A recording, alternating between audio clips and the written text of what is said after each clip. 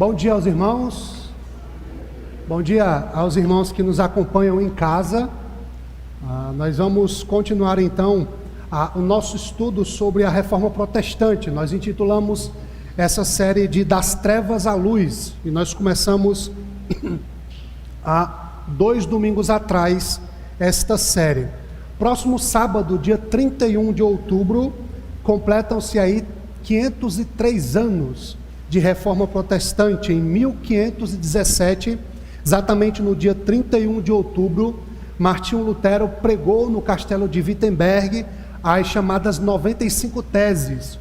Essa era uma prática naquela época, quando você queria chamar a comunidade acadêmica a uma certa discussão. Era uma prática comum, não foi uma coisa inédita, inventada por Martinho Lutero. Era uma prática quando você queria convidar as pessoas a debaterem sobre determinado assunto.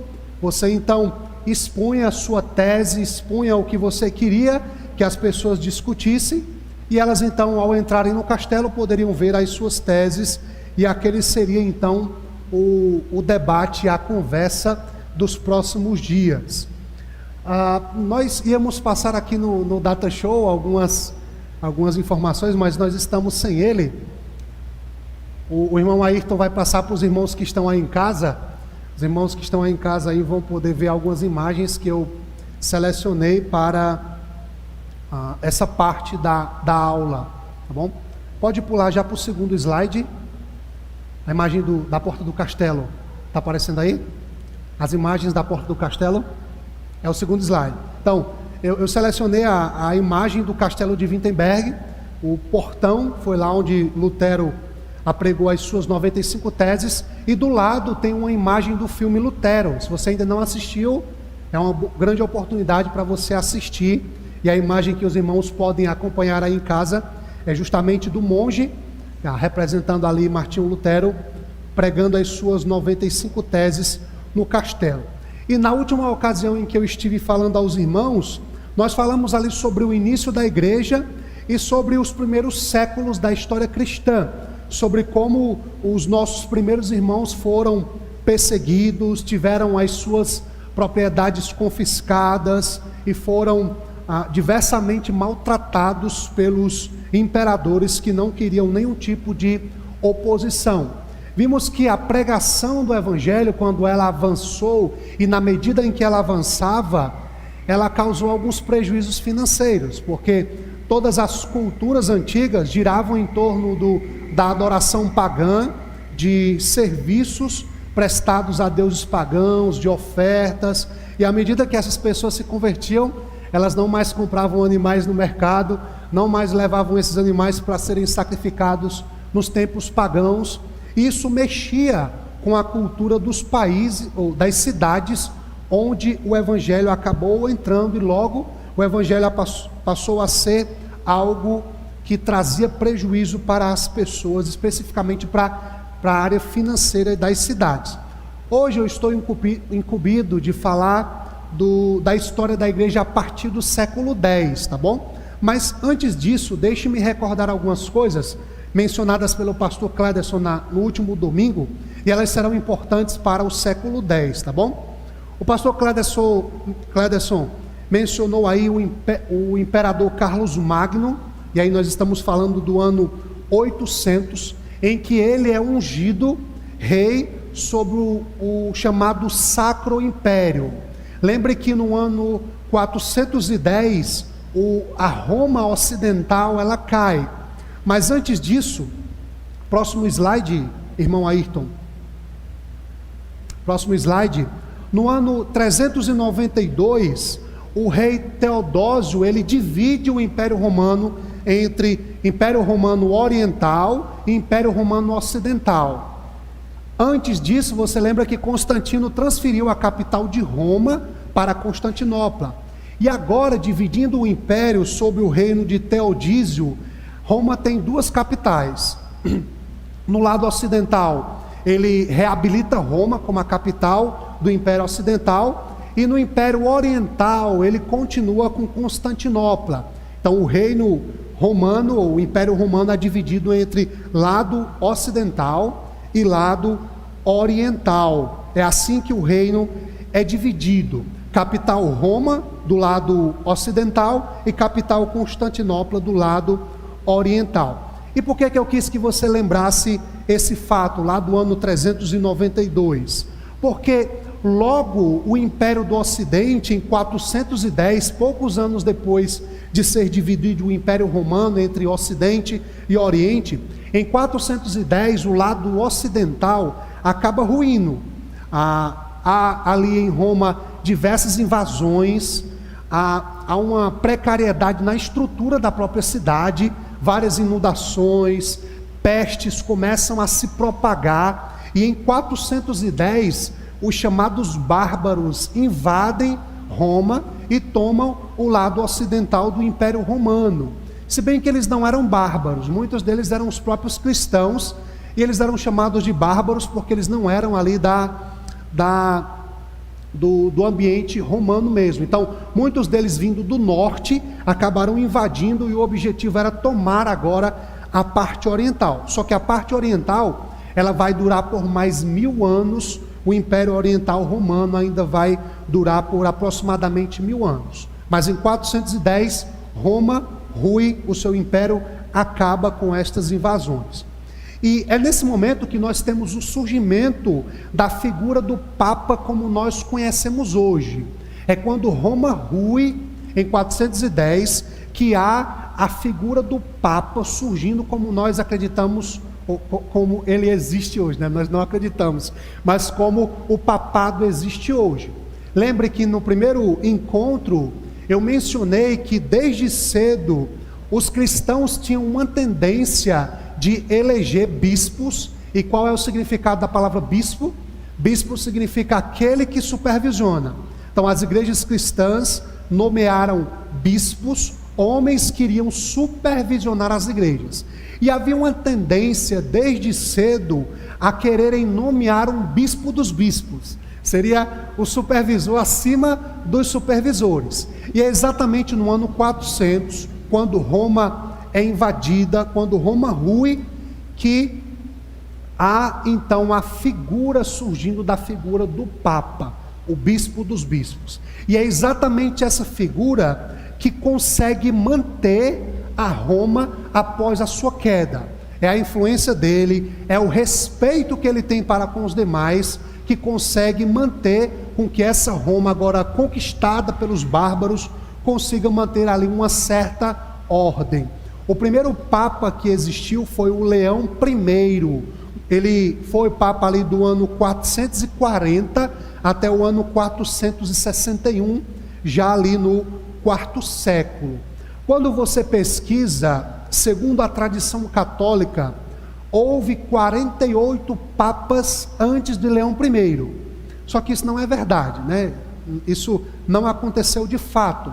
Na Vezânia da Igreja Católica mostrar ali uma sucessão papal, eles inventaram 48 papas antes de Leão I. Mas historicamente só existiu um papa no ano 440 e foi ele, o Leão I. Ele foi aquele que assumiu a figura de bispo dos bispos, do supervisor sobre os supervisores. Avançando um pouco mais, ainda mencionando o que o pastor Cléderson falou na semana passada, ele mencionou o Papa Gregório, né, que foi aquele que passou a ser conhecido. Ele, eu já estou falando no sexto século, final do sexto século, mais ou menos ano 590, e o Papa Gregório, que ficou conhecido como Gregório Magno, Gregório o Grande, ele também veio a ser chamado de o cônsul de Deus. E conta a história que Gregório ele não queria assumir o papado. Quando o Papa Clemente, Pelágio II, ele morre de uma praga, de uma peste. Naquela época, Roma foi devastada por uma peste. As pessoas começavam com um incômodo na garganta e logo erupções pretas surgiam na pele, e Roma foi dizimada naquela época. E o Papa Pelágio II, ele morreu agonizando, e as pessoas contam daquela época da agonia do Papa morrendo dessa praga, né, dessa peste. Passaram-se 6 meses sem um papa, e eles então resolvem nomear Gregório Magno. Gregório foge, ele não quer ser papa, ele vai para a floresta, só que aí capturam ele e compulsoriamente ele é nomeado papa, ele é obrigado a ser o papa, mesmo ele não querendo, mesmo ele fugindo para que isso não acontecesse, ele é obrigado a se tornar papa, isso no dia 3 de setembro de 590, ele é compulsoriamente colocado na cadeira de Pedro para assumir a função de sucessor de Pedro, como diz a tradição católica romana. E Gregório promoveu naquela época, lembre, Gregório assume o papado, muitas pestes em Roma, muita gente morrendo, conta que os corpos se amontoavam na rua e algumas horas do dia, algumas carroças passavam coletando os corpos. Então as pessoas morriam e os familiares jogavam os corpos nas ruas e a carroça passava e esses corpos eram colocados na carroça e levados para uma desova, para colocar em qualquer lugar. Então muita gente em Roma morreu nessa época devido a essa peste. Gregório era um homem que, como o pastor Cléderson falou, ele foi prefeito de Roma, nomeado prefeito. Ele era um homem muito capaz na questão administrativa, e ele era de certa forma um homem piedoso, um homem religioso, um homem sincero. E ele não se via capaz de assumir como papa, mas ele não tinha escolha. O pessoal capturou ele e o fez papa à força. E conta na história que logo quando ele assume como papa, ele promove várias procissões pelas ruas de Roma, clamando a Deus para que Deus livrasse Roma daquela praga. Várias orações foram feitas, várias procissões, vários incentivos para que o povo clamasse a Deus, para que Deus livrasse Roma daquela praga. Isso nós estamos falando no reino ocidental, né? No reino ocidental. Próximo slide.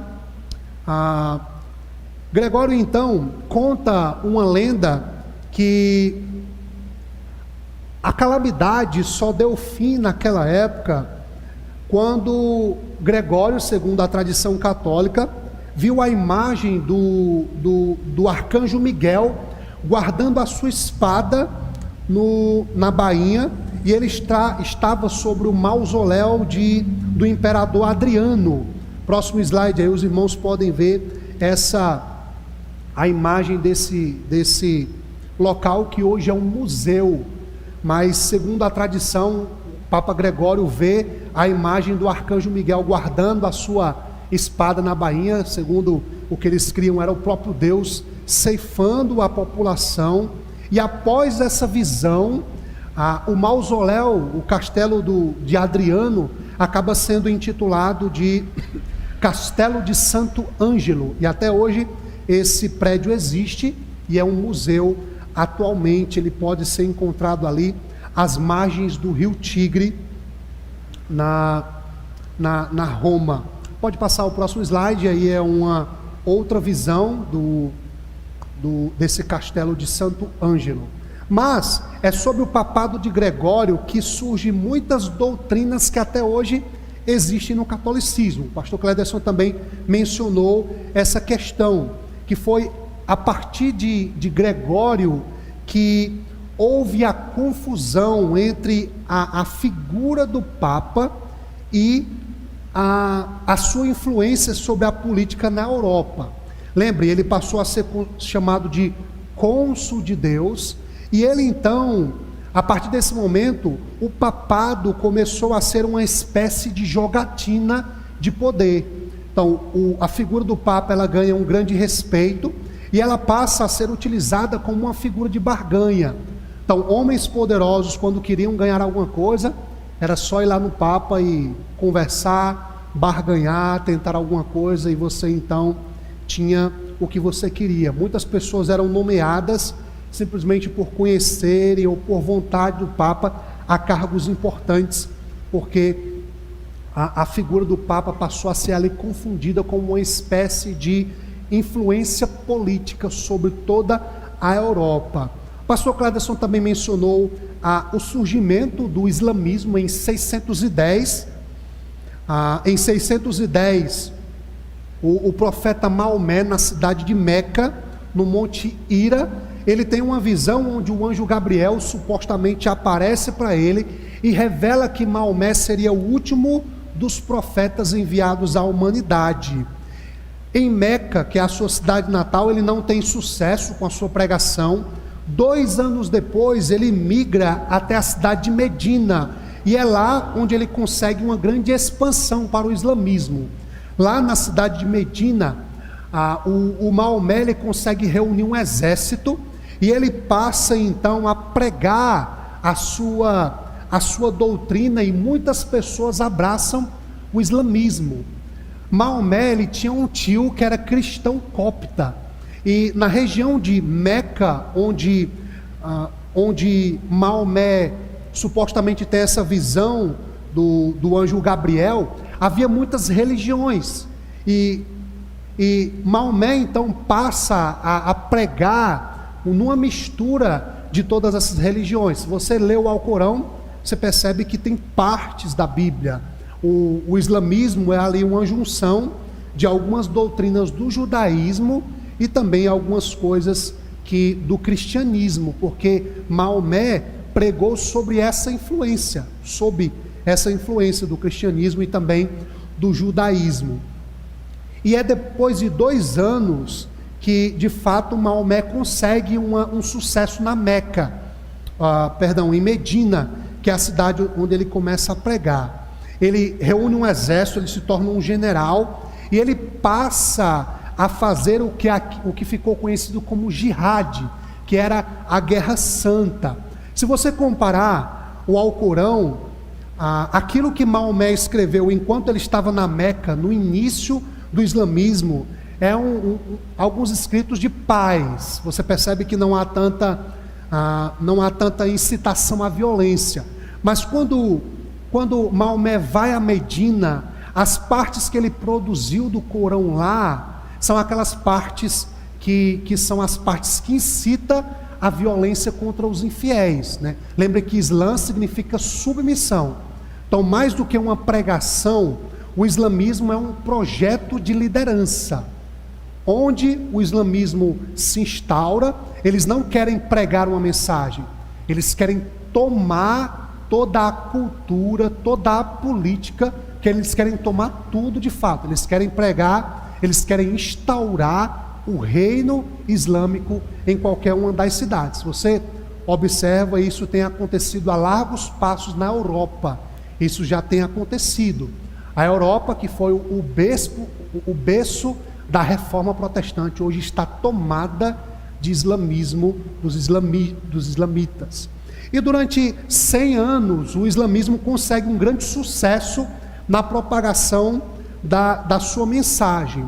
Em 638 depois de Cristo, eles tomam Jerusalém, que é o nascedouro do cristianismo.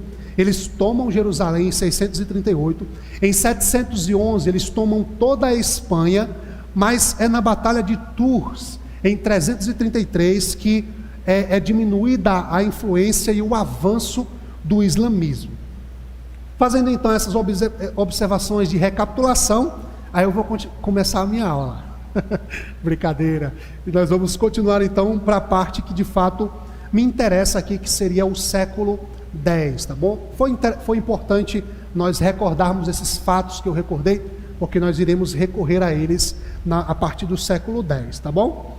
Então, século X, melhor dizendo, ano 1054 depois de Cristo. Pode passar o próximo slide, Ayrton. Ano 1054, nós temos o que é chamado de a Grande Cisma.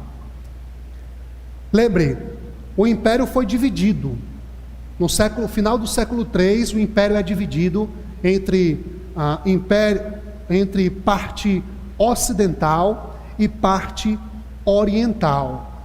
Nesse momento, em 1054, a igreja acaba se dividindo entre igreja ortodoxa do Oriente e igreja apostólica romana. Há uma grande cisão entre as duas igrejas. Existem dois bispos, dois papas, e o que é que acontece? O bispo de Roma excomunga o bispo do Oriente, e o bispo do Oriente excomunga o bispo do Ocidente. Os dois bispos acabam excomungando um ao outro. Eles têm diversas discordâncias entre si, não só doutrinárias, mas do próprio envolvimento da igreja com o Estado. Eles não concordam entre si, eles não concordam com esta influência dos dois, de um dos papas, né? E nessa grande cisma, o Papa do Império Bizantino, né, que é o Império do Oriente, excomunga o do Ocidente e vice-versa. E aí em 1095, o Papa Urbano II, ele dá o início ao que ficou conhecido como as Cruzadas. Houveram então 7 grandes cruzadas. E por que eram assim chamadas de cruzadas? Porque o exército cristão, o exército de Cristo, tinha na sua roupa, né, como é que chama? Na armadura, né? Cruzes colocadas ali no emblema. E qual era o objetivo das cruzadas? Era impedir o avanço dos muçulmanos e reconquistar o território que os muçulmanos haviam conquistado. Nessas cruzadas, os cristãos conseguem retomar Jerusalém, mas posteriormente os muçulmanos tomam de volta a Jerusalém, porque lembra que os cristãos peregrinavam até Jerusalém como sendo o início do cristianismo, os lugares santos para serem visitados. E aí quando os muçulmanos tomam ali no 7º século, os cristãos são impedidos de voltar até Jerusalém. É só no ano 800 que Carlos Magno assume novamente, e ele consegue então reerguer o Império do Ocidente. Mas já no século X, então, se dá início a essas grandes cruzadas. Houveram várias cruzadas, mas 7 grandes delas ficaram bem conhecidas. E nessas cruzadas, muitos cristãos encontraram sentido para a vida, porque nas cruzadas não iam só soldados, camponeses iam, pessoas pobres. Houveram algumas cruzadas em que até crianças foram levadas para serem soldados, porque os cristãos acreditavam que a pureza das crianças iria vencer a guerra. Então você imagina aí, né? Criança sendo levado para a guerra, o massacre que não foi. E houveram muitas mortes, muitos cristãos foram mortos, e o objetivo era esse. E segundo o Papa da época, ele dizia o seguinte, que quem desse a sua vida nas cruzadas teria a indulgência eterna, não importava os pecados, quantos pecados a pessoa tinha cometido. Se você lutasse em uma cruzada, você tinha o perdão de todos os seus pecados para toda a sua vida. E muitos cristãos entraram para o chamado Exército de Cristo para tentar retomar os territórios que haviam sido conquistados pelos muçulmanos.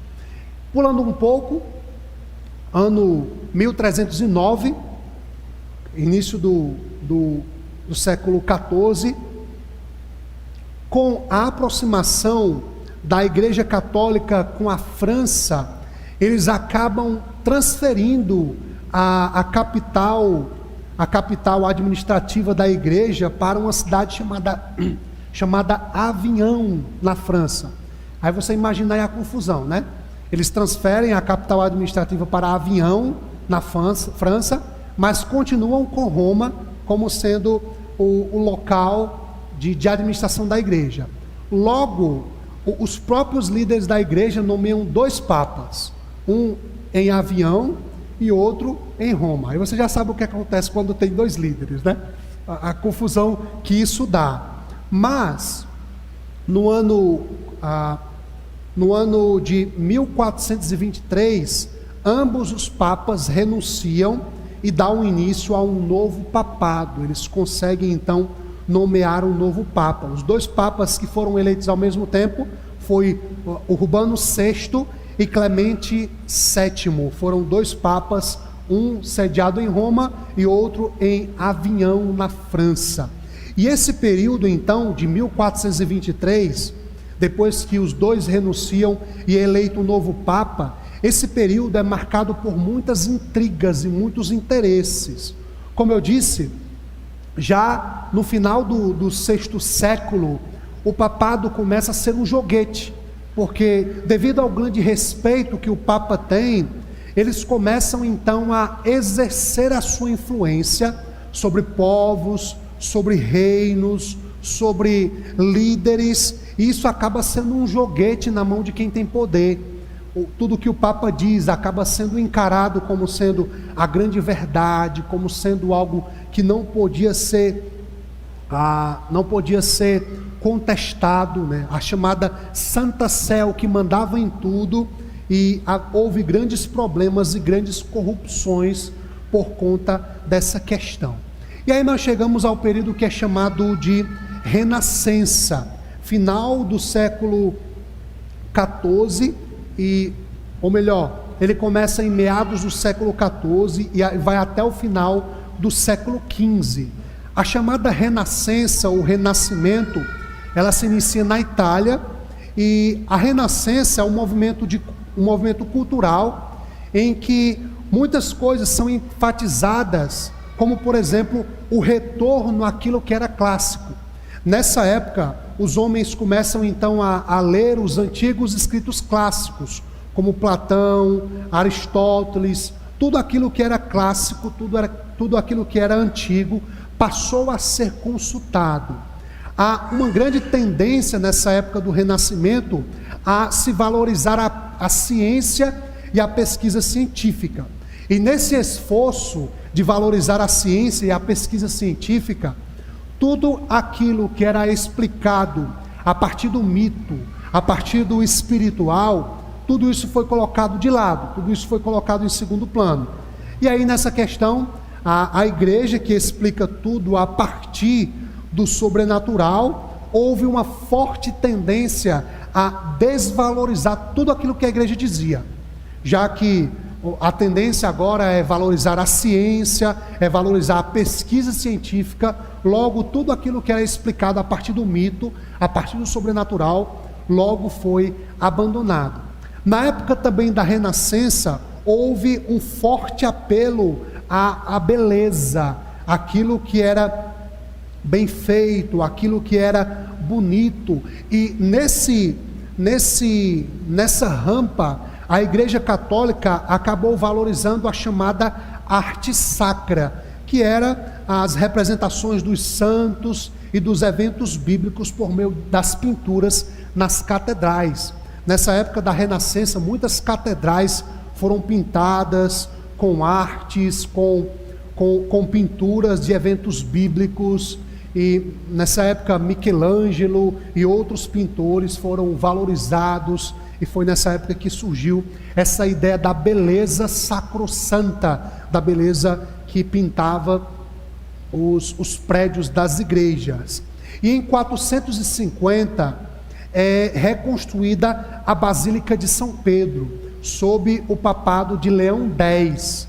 E nessa época então, a igreja precisava de dinheiro para construir o seu grande templo, para construir a Basílica de São Pedro. A Basílica de São Pedro, ela não foi inventada em 1450, ela é bem antiga, só que ela foi passando por diversas reformas, por diversas reestruturações, e em 1450 ela então é construída ou reconstruída sob o papado de Leão X, e a igreja vai precisar de muito dinheiro para poder construir esse grande templo, com toda aquela pompa, pinturas famosas enfeitando os seus prédios. E quais foram as medidas da igreja para arrecadar dinheiro? Próximo slide, Ayrton. As medidas para arrecadar dinheiro foram as seguintes: desde algum tempo, desde mais ou menos o século VIII, a igreja criou uma espécie de imposto, que os fiéis pagavam, né? Era um dízimo aumentado, né? Os fiéis tinham que bancar a Santa Sé, tinham que bancar toda a pompa do papado, toda aquela coisa. E nessa época, então, no século XV, a igreja faz muito incentivo para que as pessoas paguem impostos, aumenta os impostos, porque ela precisa de muito dinheiro. Não só isso, a igreja passa então a vender indulgências. O que eram as indulgências? As indulgências eram perdões de pecados. As pessoas podiam pagar pelos seus pecados em dinheiro. E isso podia ser feito até por antecipação. Então, sexta-feira você ia pecar, então você podia comprar com antecedência a sua indulgência. Você pagava pelo perdão antes de pecar. E a igreja arrecadou muito dinheiro nessa época com a venda de indulgências. A indulgência era tanto o perdão de pecados como a própria salvação. Você podia comprar com o dinheiro. E também você poderia resgatar os seus familiares do purgatório, pagando. Então, alguém da sua família morreu, e segundo a doutrina católica, mesmo que ela fosse um bom católico, ela precisava ir para o purgatório para purgar pelos restantes dos pecados, que por um acaso não haviam sido purgados em vida. E segundo a doutrina católica, todo mundo passava um estágio no purgatório para poder então ser assunto aos céus. E eles diziam que você podia pagar e imediatamente a alma do seu ente querido saía do purgatório e ia direto para o céu. Uma das frases que era dita pelos vendedores de indulgência, um deles muito famoso foi o William Tetzel, e ele dizia o seguinte: tão logo uma moedinha cai no gasofilácio, é mais uma alma que ascende ao reino dos céus. Isso eles diziam abertamente. Então você botava a sua moedinha e a alma do seu ente querido saía do purgatório e ia direto para o céu. Também nessa época houve a venda de muitas relíquias sagradas. Era comum se vender pedaços da cruz onde Jesus tinha morrido. Então tinha gente que vendia um pedacinho de madeira e dizia: esse pedaço aqui foi da cruz onde Jesus foi crucificado. E acreditava-se que se você tivesse uma relíquia sagrada na sua casa, era uma espécie de amuleto, você era protegido de todo mal, ninguém da sua família ia adoecer, era bem capaz de você até ser salvo por ter uma relíquia sagrada. Também naquela época se vendia até mesmo frascos com os leites dos seios da Virgem Maria. Então o cara vendia um frascozinho e ali estava o leite dos seios da Virgem Maria, o leite que amamentou Jesus. Você podia comprar e ter na sua casa como uma relíquia sagrada. Roupas dos santos, dos apóstolos, tudo isso era vendido, tudo falsificado, meu irmão. Não tinha como sobrar roupa dos apóstolos numa época dessa, não. Podia ser dos santos mais recentes da Igreja Católica. Então tudo isso foram medidas utilizadas para arrecadar dinheiro para construir a Basílica de São Pedro de 1450. Então, nessa época, eu já estou chegando aqui ao final da minha fala. Então você tem o seguinte ambiente, né? Pense comigo, a igreja está bastante corrompida, os papas são utilizados para barganhar poder, para barganhar cargos. Você tem uma grande corrupção no seio da igreja, aqui eu estou falando da igreja católica romana. Você tem uma grande corrupção, muito interesse investido. E você tem um movimento cultural, que é o renascentismo, que é a busca por aquilo que é original, a busca por autoridade que comprove o que se ensina. Então você tem esses dois ambientes, uma cultura que quer um fundamento para se explicar as coisas e uma igreja corrompida. E é nesse ambiente que nasce então a reforma protestante. Eu vou deixar o pastor Cláudio falar especificamente sobre a reforma, sobre o evento da reforma, mas antes disso, deixe-me falar sobre alguns pré-reformadores. Não pense que Lutero foi o único reformador. Houveram homens antes de Lutero que se lançaram a reformar a igreja. Quem eram esses homens? eles eram católicos, muitos deles monges, e eles não queriam aquilo que estava acontecendo na igreja. Não pense que Lutero tinha como intenção fundar uma nova igreja. Eles eram homens que amavam a igreja e queriam expurgar o que era errado de dentro da igreja. Eles não queriam criar uma nova igreja. Eles amavam a igreja e eles queriam que apenas a igreja entrasse nos trilhos, expulsasse todo o mal, tudo aquilo que era de errado dentro da igreja, e a igreja voltasse para as escrituras e voltasse para aquilo que era correto. Bom, alguns reformadores, próximo slide, já está aí, algumas tentativas de reforma. Por exemplo, na Inglaterra, houve um homem chamado João Wycliffe. Ele foi um desses reformadores, e ele traduziu o Novo Testamento para o inglês, o Novo Testamento. Quando ele morreu, os seus seguidores terminaram essa tradução. Até então, só havia em algumas poucas línguas. Lembra que eu falei de Jerônimo? No quarto século, ele traduz a Bíblia do grego para o latim, que é a versão que a Igreja Católica usa, a Vulgata Latina, é a Bíblia que o catolicismo romano utiliza como base para a sua teologia. E João Wycliffe, ele traduz a Bíblia, começa a traduzir a Bíblia para o inglês. Então, até então, as pessoas de fala inglês não tinham a Bíblia. Então, imagina aí, né, o que não estava acontecendo. E ele morre, então, e os seus seguidores acabam traduzindo toda a Bíblia para o inglês. Um outro reformador, uma outra tentativa de reforma, já na Itália, foi um homem chamado Girolamo Savonarola. Girolamo Savonarola, ele tentou reformar a igreja e ele foi queimado vivo. E quando eu falo aqui de reformar a igreja, foi usando a Bíblia, viu? Foi usando a Bíblia dizendo, olha, nós estamos errados, nós precisamos voltar ao que a Bíblia diz. E Savonarola foi queimado vivo em praça pública por pregar a verdade. Um outro reformador foi o João Hus, ele que morava ali na região da Morávia, na Alemanha, e ele também foi queimado vivo. E as pessoas dão testemunho de que quando João Hus estava sendo queimado vivo, ele disse a seguinte frase, o nome Hus significa ganso. Aí ele disse o seguinte, quando ele estava sendo queimado, enquanto estava sendo queimado, ele disse assim, eles podem calar esse ganso, mas daqui a um tempo vai se levantar um cisne, cujo canto não poderão calar. Ele estava falando de Lutero, né? Ele estava profetizando Lutero, um cisne que se levantar das cinzas não podia ser calado.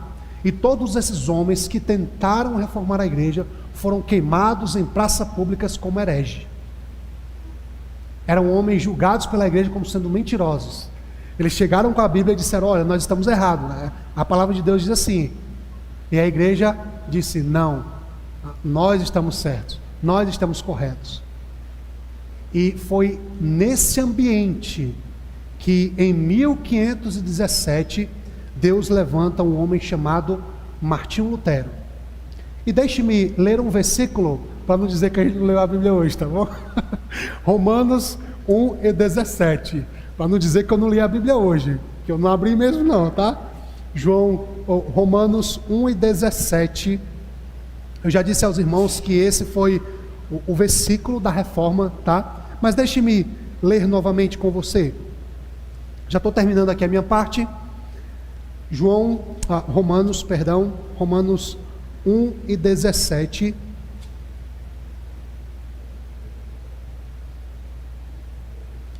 Romanos 1:17. Esse foi o versículo que foi o estopim na vida de Lutero, para ele então tentar reformar a igreja. Ele tentou reformar a igreja. Consequentemente, acabou criando o luteranismo, porque muitas pessoas abraçaram o que Lutero pregava. Mas esse foi o versículo, foi a mola propulsora da Reforma, que diz assim: visto que a justiça de Deus se revela no Evangelho de fé em fé, como está escrito, o justo viverá por fé. A Igreja Católica dizia: o justo vive pelas obras. E esse foi a mola propulsora da Reforma: o justo viverá pela fé e não pelas obras. Ok? Então nós vamos encerrar essa parte. Algum irmão tem alguma pergunta sobre essa parte? Se houver alguma e eu souber responder. Ok, não há. Então lembre desse contexto. Uma cultura renascentista que valorizava aquilo que é original, que valorizava uma autoridade que embasasse o que você acreditava, e uma grande corrupção. Esse é o ambiente propício a o que acontece em 1517, a chamada Reforma Protestante. O pastor Cléderson vai falar especificamente no próximo domingo sobre a Reforma 1517 em diante. Próximo sábado, então, lembrem que há 503 anos Deus levantou um cisne das cinzas para pregar e para nos dar o que nós temos hoje, graças a Deus pela vida dele e pelo sangue derramado antes dele, para que nós chegássemos até aqui. Se não fossem esses homens, até hoje nós estaríamos caminhando a passos largos para o pior que poderia acontecer com a nossa fé. O pastor Cléderson tem a palavra, ele estará dando continuidade.